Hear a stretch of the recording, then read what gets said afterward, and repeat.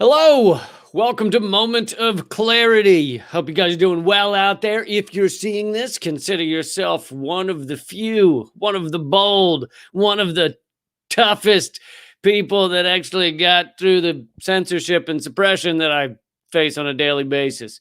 You are a cherished few. So thank you. And take a minute to share it if you can. Spread the word, hand it out, pass it on to your friends.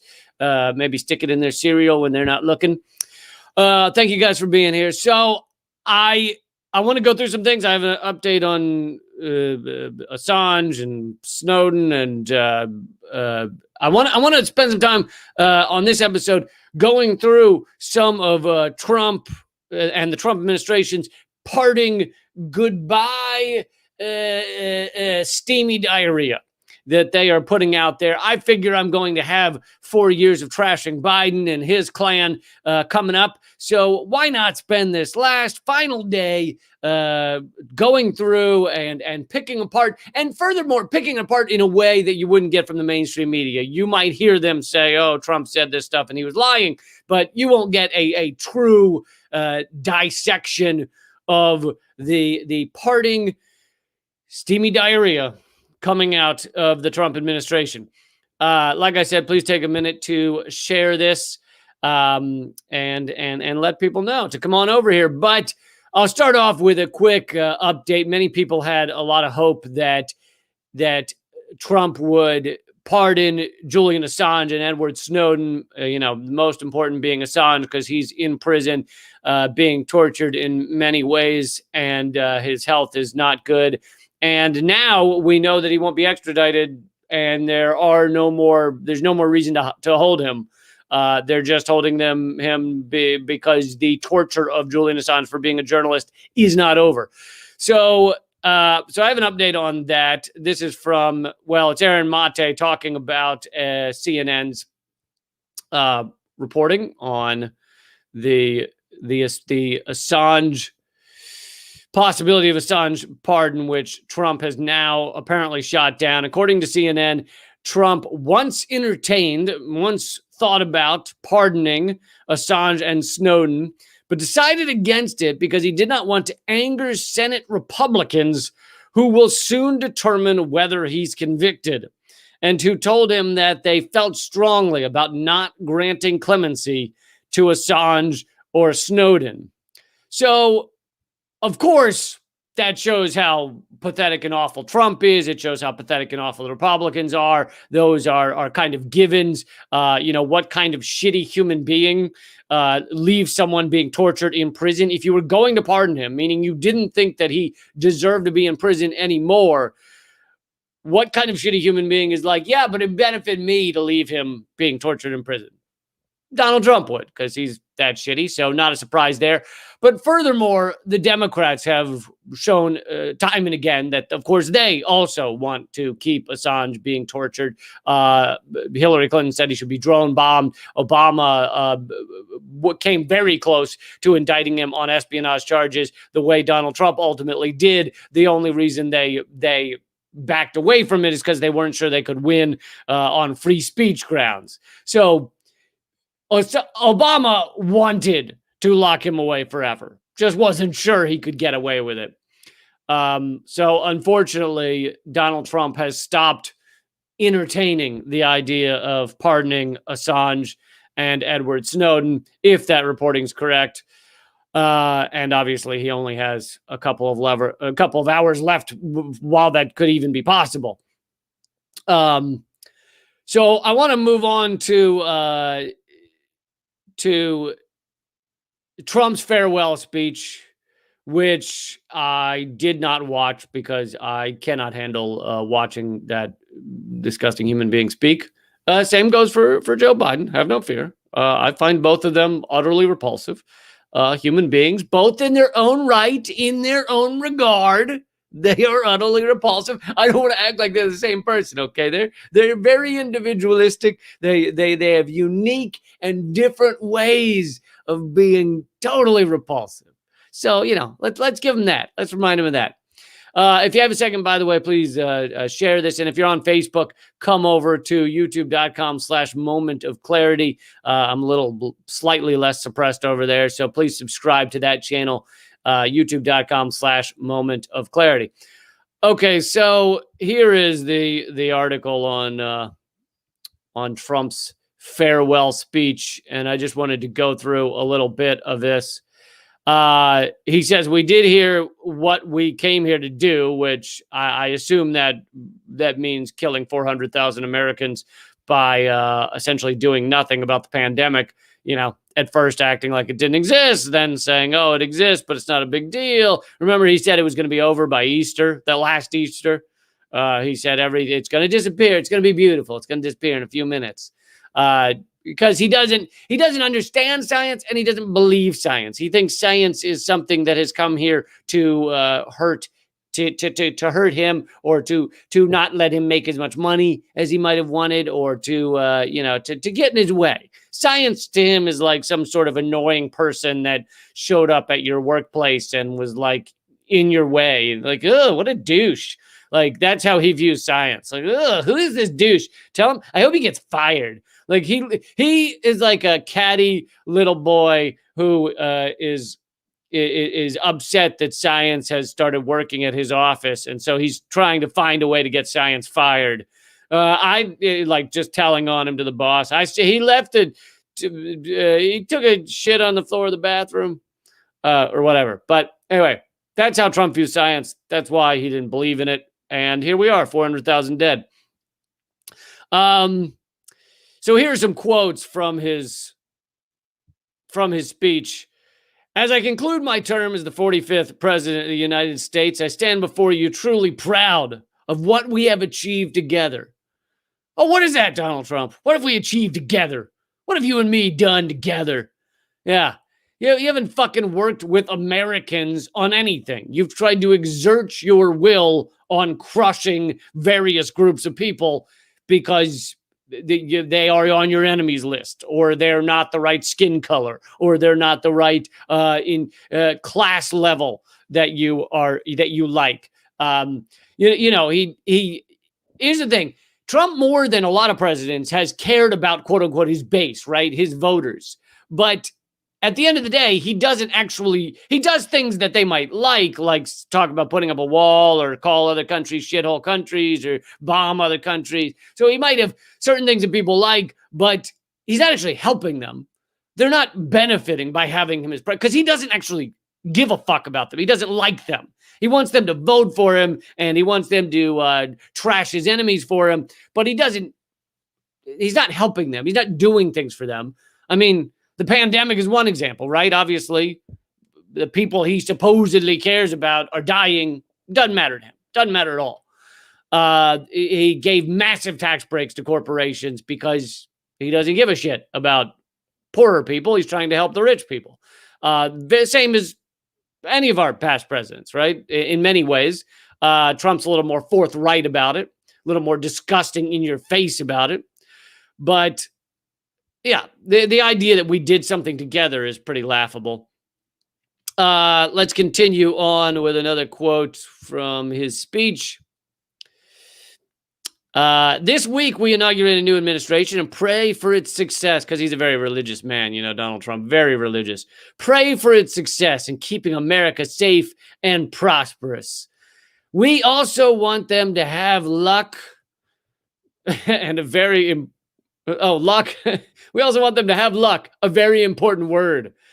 As Trump will say that, since he doesn't have words, since he doesn't have a good vocabulary, he can't speak very well. He repeats the same four-word sentences like multiple times, but he'll harp on a word because it's just a way to like fill time and make it look like he knows words. So he'll be like, we hope they have luck, a very important word. Very few people, when they speak, stop on a word and go, how about that word? Would you look at that? Holy moly, what a word. But Trump does, because there's not a lot going on in there. Okay, he continues. We did what we came here to do. Again, I'm not quite sure what that was, other than enrich him and kill his enemies. We came here what we did here to do, and so much more. Above all, we have reasserted the sacred idea that in America, the government answers to the people. Have we? Is that what Trump asserted? Was that the government answers to the people? I mean, if that were actually true, then he would be doing the things that Americans overwhelmingly support, such as give everyone health care, such as get rid of student debt. Americans broadly, a majority of Americans support those things. He wasn't interested in any of that, right? Most Americans, although they may not, they may want more restrictions on immigration and things like that, most Americans want a path to citizenship for immigrants. They don't want to crush or kill immigrants. They don't want kids in cages. If you ask your average American, hey, you cool with these kids being in cages at the border? No, they're not. Large majority of Americans don't want that. And that started under Obama, right? So he didn't do what the majority of Americans want on many issues, if not most issues. So the idea that he is showing the government is accountable to the people, no, he didn't. No, he didn't at all. Not to mention, he didn't even win the popular vote, right? He lost the popular vote. He won the electoral vote last time around, 2016. So the majority of Americans did not even want him as president. Anyway, he continues, we restored the idea that in America, no one is forgotten because everyone matters and everyone has a voice. The fuck? No one is forgotten? You're like the king of fucking forgetting people. You would list the people you wanted to forget in your speech, like fucking immigrants, shithole countries, fucking other people, others, black people, people that show up to peaceful Black Lives Matter protests, those garbage human beings. Oh, God. Why would you? No, he didn't. No one is forgotten. Literally, their whole policy, I mean, just look at education. Their whole policy was to try and forget more people. Their whole policy with Betsy DeVos heading the education department was to try and privatize more schools so the rich could get educated well and the middle class could get more educated well, and the poor or even slightly lower middle class, you'd be fucked and you would not get educated well because fuck you. You're not in the class that matters. That is their policy. The goal was to forget more people. And of course, the Democrats do that on a lot of things as well. But for the moment, we're focusing on Trump, who's spouting this horse shit as he does, his farewell horse shit. It's good to have a good, like when you're leaving a party or something, you want to just fucking take a final dump on the carpet, just like, hey, listen, I am out. And then you drop your pants and you go, ah! And then you pull them up and you head on out. And you just like a final shit on the rug. So you want to, because you want people to remember you, right? So here it is. Here's Trump's final shit on the rug. He then spent much of the video going through a laundry list of things that he said they had achieved, such as, quote, more than 450s of powerful new wall. Are those two terms you never thought you'd hear together? Powerful new wall. Oh, man, that is, whenever someone asks me about my apartment, I go, well, I got some fucking powerful walls. All right. I can't even tell you how powerful these goddamn walls are. Oh, I can just feel it. I can feel it it's like Stonehenge. You just feel the power of the walls. Trump gave us a powerful new wall.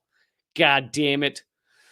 So he claimed he had 450 new miles, but of that, only 80 of those miles were in areas that didn't previously have a border. So he basically added 80 after all this talk, after fucking what, including the campaign, 5 years of talk about this border wall, he successfully made 80 new miles of wall.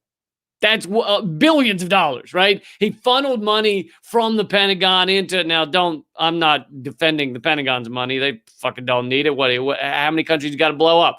$1 trillion, but still, He funneled money from the Pentagon over to create this powerful wall. This was a powerful wall. I don't know. He actually had pieces of Stonehenge helicoptered over to insert into our powerful new wall, because you could just because now immigrants are scared of it because it's a hinge. It's not just a wall. It's a hinge. It's a wall hinge. It stops the immigrants. Damn straight. Got our wall hinge there. Can't even touch it. So it was only 80 new miles. On top of this, and I know this is crazy, but I want to kind of throw it out there, something to think about. It turns out when you add just like a little bit of wall between us and Mexico, people can go to the part that it doesn't have a wall. They tend to.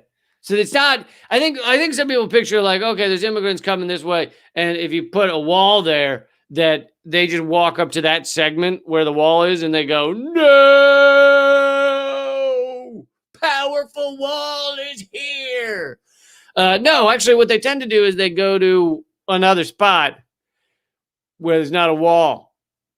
See how that works? Yeah, go to another spot. Because this was a stupid fucking idea. Also, borders are stupid. Also, nation states are stupid. So, some things to process there. And some of you might have heard me say before, think about borders. Who the fuck put them there? Who decided that, this foot right here is you're Mexican, and oh, you're so gross. And over here, this foot over here is because there's a border between this foot. If you're over here, then you're American and you're awesome. What the fuck? It's the dumbest fucking garbage. Like, intellectually, rationally, it's fucking trash. But so much of our politics centers around this idea that, this line, you were born on this, you came out of the vagina on this side instead of that side, and you're a different human being. It's fucking stupid and unevolved and barbaric and fucking animalistic. I would call it animalistic, but actually the animals are smarter, right? They cross the border all day long. They don't give a shit. They just go back and forth. There are deer that are on the other side. They're in Canada. They were born in Canada. And then they walk into America, and no one's like, hey, where's your passport? They just fucking do it, and they don't give a shit, because guess what? It's stupid. And only we're dumber than turtles, all right, on this regard. Maybe not in other things, not saying we're dumber than turtles in Scrabble, okay? I think I could probably beat a turtle in Scrabble, even though I suck at Scrabble. But still, I'm saying we're dumber than them on this front. All right. I think that's about all of the garbage I can piece through of Trump's speech. But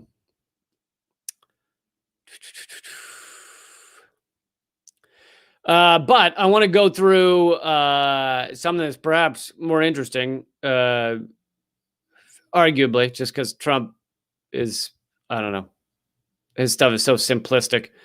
Okay, I want to go through Pompeo's kind of farewell speech, although these are farewell tweets. This is Mike Pompeo.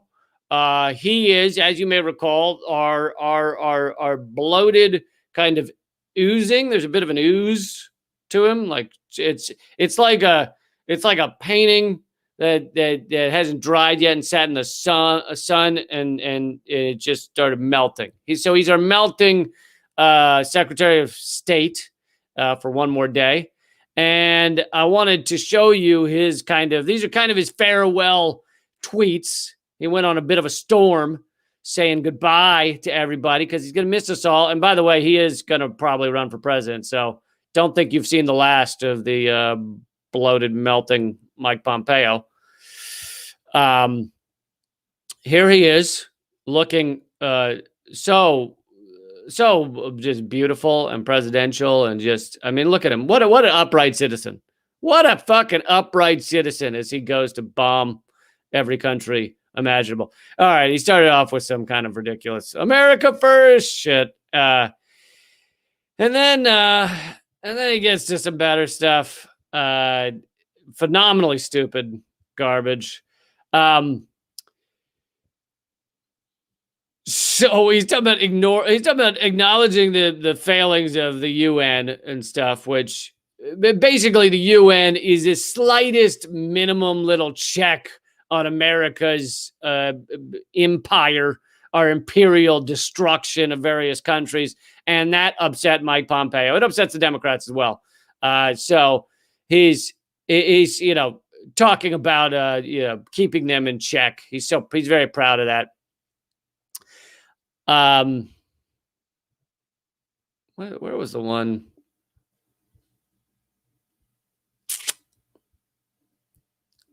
Yeah, I don't really care about that. Yeah, I mean, various insults to various countries. So here is one about Venezuela. It was inspiring to speak with Venezuelan interim president Juan Guaido yesterday and to reaffirm our unwavering support for the champions of democracy in Venezuela. Ah, yes. What a bold, brave man Mike Pompeo is. So in this tweet, he's got roughly 3,700 lies or inaccuracies. He says that Juan Guaido is the interim president. He is not. Juan Guaido is not the interim president. He's not the current president. He's not any kind of president. He's never received a single vote for president of Venezuela. Maduro, whether you love every policy Maduro makes or not, is the elected president of Venezuela. And their election system is more legit than ours. So Juan Guaido is this, ridiculous coup master puppet of the U.S., and he's been trying to create a coup in Venezuela for a while now. And Pompeo he continues to pretend this guy is the president of Venezuela. He's fucking not. Okay. And if you watch videos of him or look at photos of him, he's like a frat boy. He literally went to Georgetown. I'm not kidding. Like here in the United States, he went to Georgetown, probably a douche frat boy there. And now is back in Venezuela claiming he's the president. And that shows how actually free Venezuela is, that it allows someone to run around taking funds, millions upon millions of dollars from the United States to create a coup in Venezuela, running around saying he's the president of Venezuela, inviting the U.S. to invade them, and Venezuela doesn't imprison him. Imagine if you had someone here.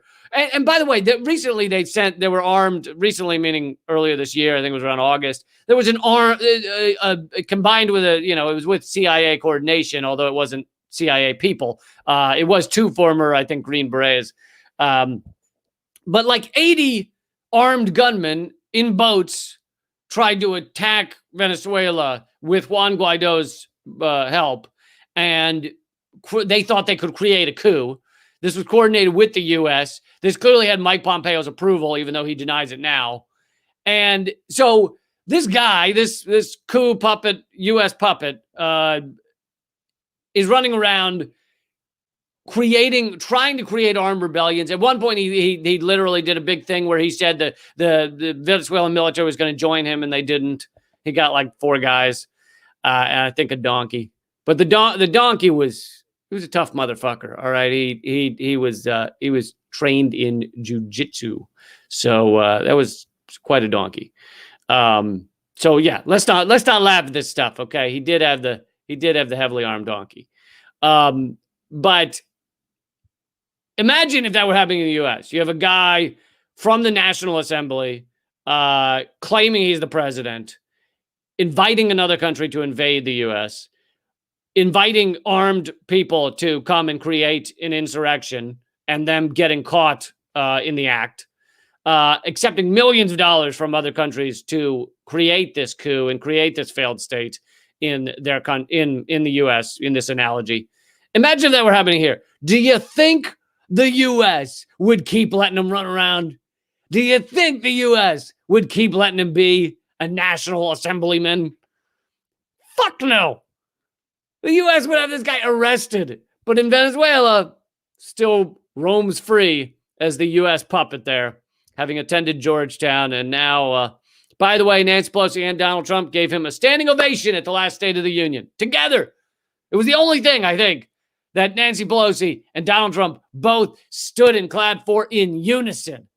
And Biden is not changing this. Tony Blinken is going to be his Secretary of State and believes all of this same garbage. Okay, so let's continue here. Then Mike Pompeo goes after China.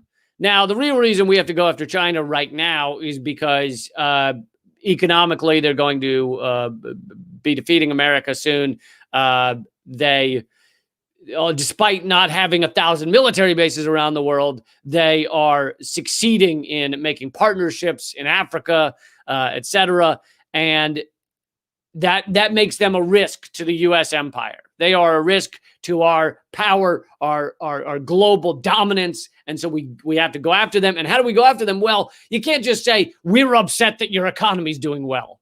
You can't just do that, because that wouldn't get America, that wouldn't evoke our xenophobic fervor, right? We wouldn't go, yeah, we're upset your economy's doing well.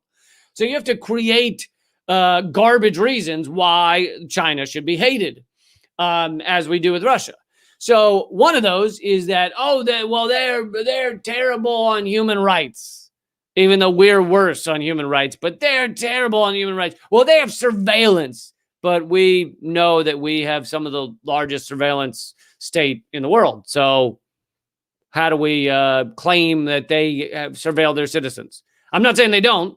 I'm just saying a bit hypocritical, right? A little hypocrisy there. Well, they surveil their citizens. Well, so do fucking we. Okay, so here's Pompeo. The Chinese Communist Party is not our friend. Well done, Pompeo. Nailed it. Let me open this thread here. Oh, okay. This is the one I was looking for earlier. Well, all right. Let's stick with China for a second. This isn't the one where, well, I'll find it in a minute. He made a declaration about China and the Uyghurs today. But anyway, let's back up. Here's another Pompeo quote: "You can't appease dictators like the ones running Venezuela and Cuba. The way danger lies for both America. That way danger lies for both America and the people of those nations." All right, can we just say that it's a problem that he said that way danger lies? What are you, fucking Yoda? What the fuck is this, Game of Thrones? Was that a fucking gnome? That way danger lies. Anyway. But so we love to call countries that we don't like dictators, or leaders we don't like dictators. They're not. I'm not saying every country that we say has a dictator has a perfect democracy. They don't, but neither do we. We have a garbage democracy that is owned by a tiny cabal of ruling elite. I think that's been quite clear, right? The only way to get to the presidency is to purchase it with billions upon billions of dollars. That's true for Donald Trump. That's true for Biden. It's true for all of them. The closest one to come to getting the presidency without that, because his money came from individual donors, was Bernie Sanders, and they made sure to stop that, right? So we don't have a democracy. We don't have a democratic republic anymore. We have an oligarchy, a rule by a tiny elite class. But on top of that, of course, this is more hatred of Venezuela and hatred of Cuba, which, I mean, the fact that we're still butthurt over Cuba is just fucking pathetic. It really is pathetic. Okay, you got a small Caribbean island nation that is not threatening us in any way. They wanted a different economic system than us, and that infuriated us. And they took back their country from the capitalist owners, however many years ago, 40, 60 years ago? I don't know. I don't do the maths, and we are still furious about it. So we find ways to attack them, like this right here. Another attack from Mike Pompeo, parting attack from Mike Pompeo. Where is here's the Iran one. So let's see this. There are not moderates running the Islamic Republic of Iran. Moderates don't give a home base to Al Qaeda. Ho-ho! Really throwing the smack down. Okay, so yet again, as with Venezuela, we can't stand that Iran is, solitary, that it's not part of our tentacles, part of our central banking system. We can't stand that they are a powerful Arab Persian nation that infuriates us. And you've seen what we've done to Iraq, Afghanistan, Syria, Libya to make sure there is none of that. But outside, probably the number one thing that infuriates us is being outside of our central banking tentacles. And then of course there is oil, but we don't need oil that bad. But we are far more interested in countries where we can steal their resources. That excites us. That gives us a woody far quicker if there are resources to steal. Venezuela, largest untapped oil reserves possibly in the world. So there you go. There's and those are really the three big reasons. And then there's socialism, which we need to, the fact that Venezuela has more socialism or Cuba has more socialism, that infuriates us as well, because it could show people that certain things are a good idea. As I've mentioned before, until our economic sanctions started crushing Venezuela, within the span of 15 years, Chavez had decreased extreme poverty by 70% and regular poverty by 50%. Those numbers are unheard of in America, right? We don't decrease poverty almost ever. We just change the numbers to say that, oh, there's less poverty now because we changed what we count as poverty. So, this has to do with our hatred of Iran. We, as you know, Donald Trump assassinated their top general with a drone bomb, an act that very well could have caused an immediate, deep and ugly war, possibly a nuclear interaction. He put all of us at risk of getting killed by nuclear bombs by assassinating that general in Iraq. The general had flown from Soleimani had flown from Iran to Iraq, and he killed Iraqis as well. So we are lucky that in that interaction, Iran behaved like the adult in the room, realized that you could end up in a nuclear war that destroys both sides. I'm not saying Iran has nuclear weapons, but other countries that are partnered with Iran do. And anyway, you can end up in a tit for tat that gets very ugly very quick. And Iran is far stronger a country than Iraq was. So this would not be our obliteration of Iraq if we were to get into a war with Iran. It would be far more grisly, far more disgusting. And of course, that's if you accept that we're going to just create a failed state in Iran, no matter how many die. I mean, we saw even if not a single U.S. service person, which is, U.S. hired killer, I guess is a better term. Even if not a single U.S. military person died in a battle with Iran, you'd still see the death of God knows how many hundreds of thousands of innocent civilians. In Iraq, it was over a million. There's that breathtaking interview with Madeleine Albright where she claims 500,000 dead children is a fair price to pay for us collapsing Iraq. She said, yeah, we think it's worth it. So there you go. They think this shit's worth it. And this isn't going to change under a Biden administration, at least not the way he's been signaling so far.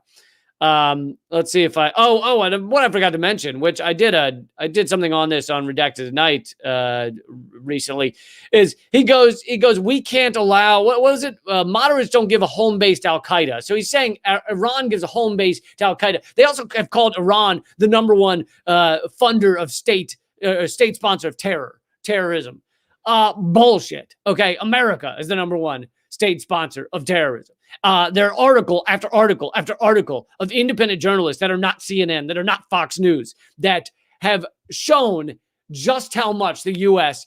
Props up al-Qaeda affiliates like al-Nusra, props up jihadists that are clearly terrorists, that behead people in public in town, like bring people in the middle of town and behead them. These are extremists as far as you could, like the epitome of extremists that just execute innocent civilians for not joining their ranks and or believing in another religion. And we fund them. We arm them. We are fine with them as long as they're fighting our enemies. We did it in Syria. We did it in Afghanistan. We keep doing it. Not to mention we created ISIS, but by our insane behavior and our insane wars. But the idea that Secretary Pompeo here is like, they give home base to al-Qaeda. It's like, we fucking helped create al-Qaeda, and then we went to war with them, and now we're funding the remnants or offshoots of al-Qaeda as well. Funding, arming, you name it. So anyway, that's some more garbage from Pompeo. Let's see. He then says, can't make sound policy without being honest about the threats we face. Oh, he's into honesty, is he? This is the guy who famously said, I was the head of the CIA. We lied, we cheated, we stole. We had whole training courses on how to do it. This is the guy you want honesty from? Right.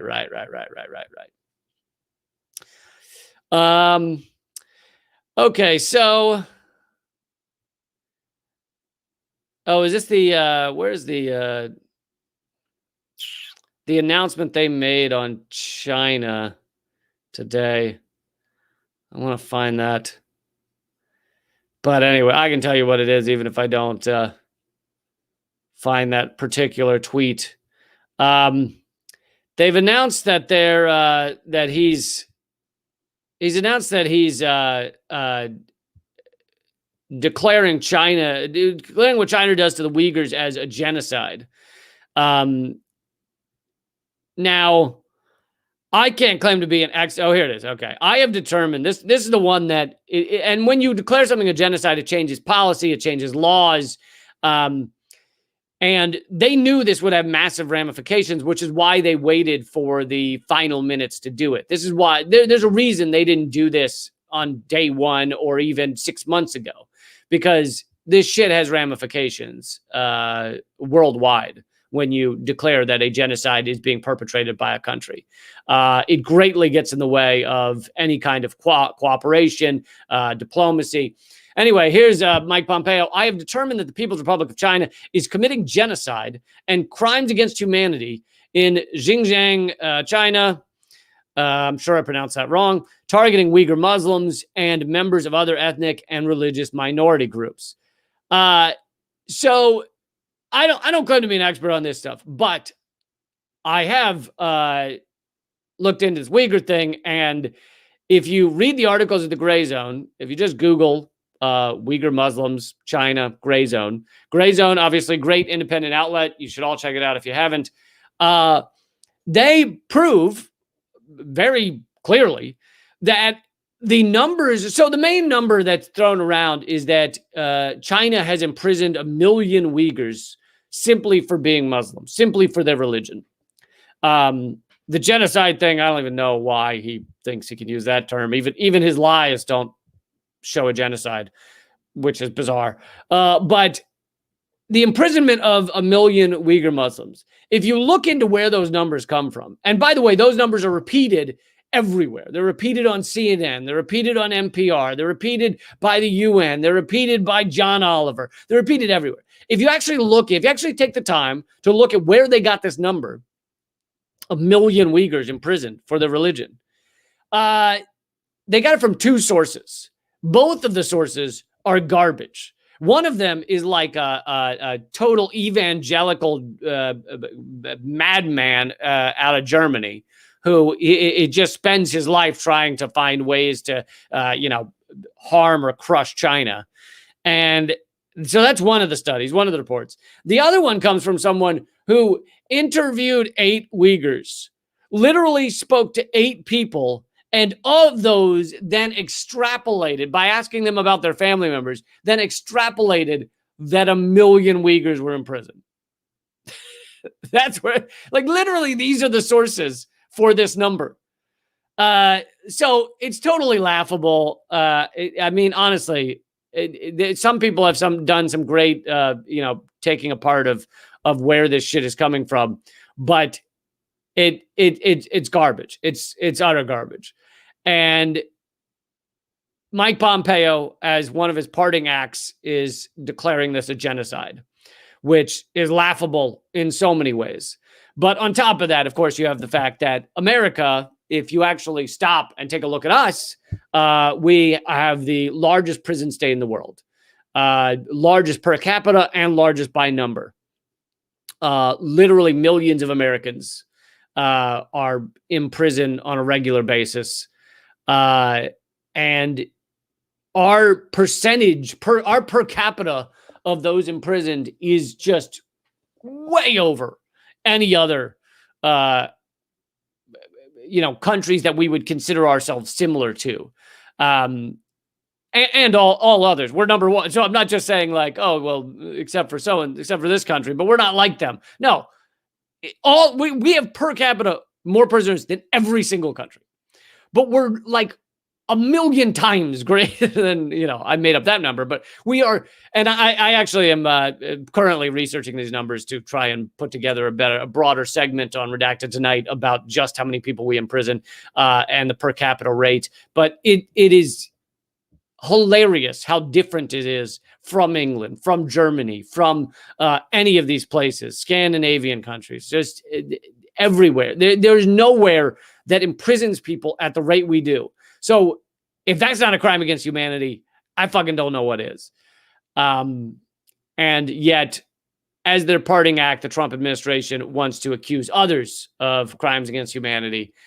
Just our enemies, by the way, not the dictators we spend time with, not the dictators we help, not the dictators or repressive regimes that we sell weapons to, that we support, such as supporting Saudi Arabia in the genocide in Yemen. That we continue to do.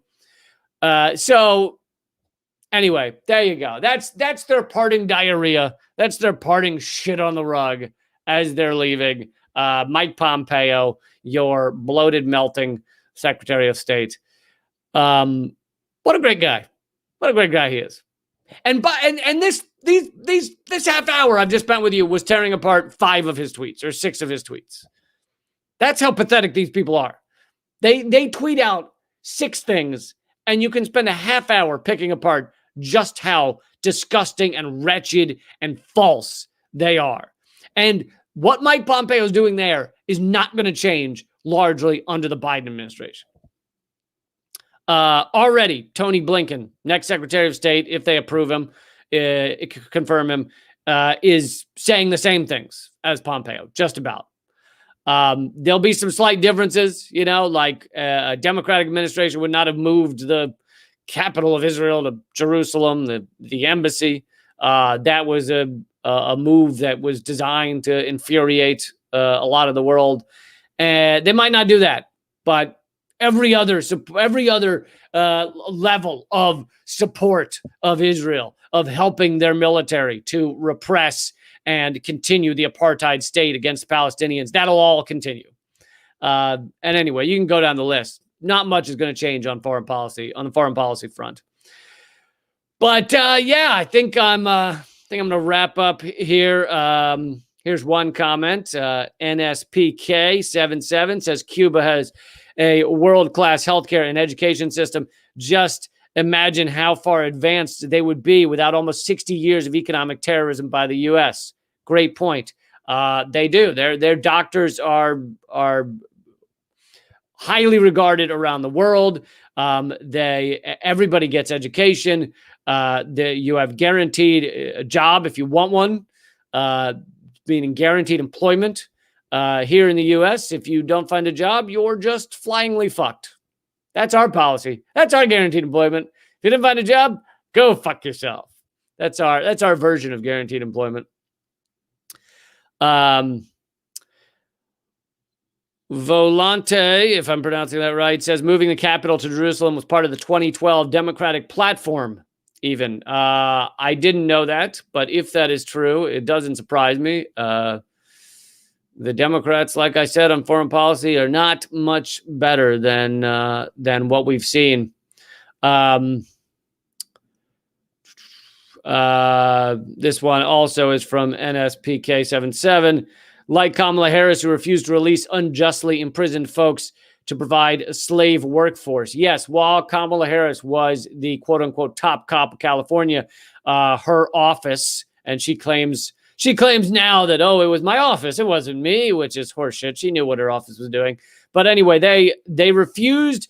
California, the prisons had become so overcrowded that the lawmakers were requesting that nonviolent prisoners be released because it was just too many people in prison.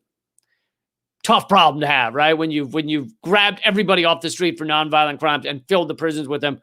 Oh, too many people in prison. And they wanted to release them. And Kamala Harris, the attorney general at the time, said, no, we can't. And literally her office said, because it would hurt, part of their statement was because it would hurt California's labor practices, meaning we use slave labor for a lot of things from our prisons, including fighting fires. Something like a quarter or half or something of the firefighters fighting forest fires are basically slave employees from the prisons. Yeah, they get paid $1 an hour or whatever the fuck, but it's basically slave labor.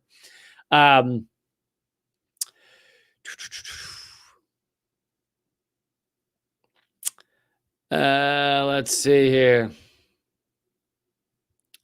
Thank you. Tony says, I changed his mind on borders. I appreciate that. I like changing a mind now and again.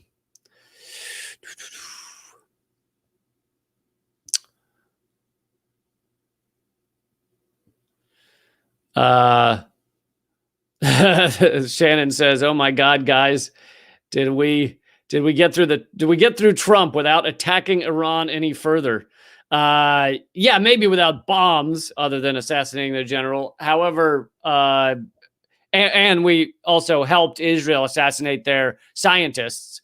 So we did do that. But our attacks have been economic attacks, economic warfare on Iran. We do continue that, and it is crushing. And we're doing it to Syria as well. And obviously, Syria has been through fucking hell.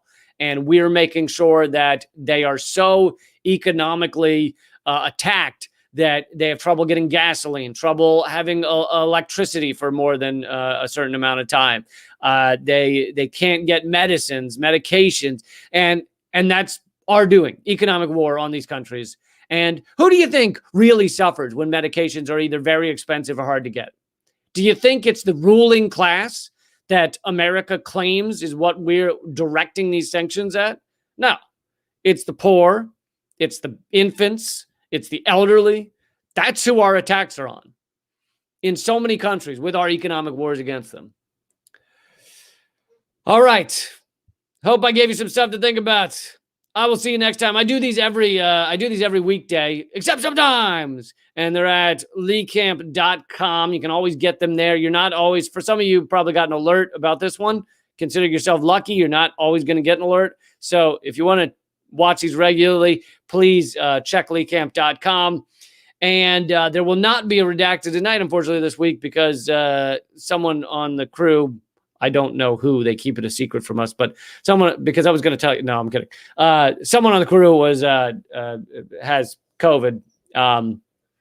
And so therefore we can't go tape, can't go film redacted, but we're supposed to be back next week. So that's the goal. If you haven't seen the latest redacted, go to youtube.com/redacted tonight. But I really want you to subscribe to youtube.com/moment of clarity. Also, I have a Rockfin channel, new Rockfin channel. It's at ROKFIN/LeeCamp or rockfin.com/LeeCamp. And I have a new premium show over there called Broken News that I'm doing. And, it's Rockfin's cool because it's, if you pay the $10 subscription fee, you get all of the channels, premium content, not just mine, like Patreon. You get everything. So it's cool over there. All right. With that being said, check out the new Common Censored, new episode of my podcast, and I will see you soon. Keep fighting.